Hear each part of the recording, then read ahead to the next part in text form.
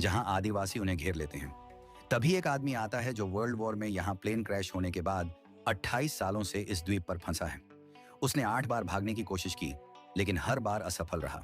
इसी बीच एक सैनिक अकेला नदी किनारे पहुंचता है, जहां उसकी फिर से किंग कॉन्ग से मुलाकात होती है। वह घबराकर चट्टान के पीछे छुप जाता है, लेकिन कॉन्ग उसे अनदेखा करता है। दरअसल कॉन्ग खुद घायल होता है और पानी में अपने घाव धोने आया होता है। तभी पानी में हलचल होती है और वह एक विशाल ऑक्टोपस को बाहर खींचता है, जो उसे कसकर जकड़ने की कोशिश करता है। कॉन्ग उसे अपने पैरों से दबाकर मार देता है। इसके बाद पायलट की मदद से वे आदिवासी गांव पहुंचते हैं, जहां वह बताता है कि इस द्वीप के नीचे स्कल क्रॉलर नामक भयानक जीव छिपे हैं। ये बेहद खतरनाक हैं और अब बमबारी की वजह से जाग चुके हैं। सिर्फ किंग कॉन्ग ही उन्हें रोक सकता है, जो इस द्वीप का रक्षक है। पायलट ने अपने पुराने विमान को जोड़कर एक नाव बनाई है, जिससे अब वे सभी लोग इस द्वीप से बाहर निकल सकते हैं।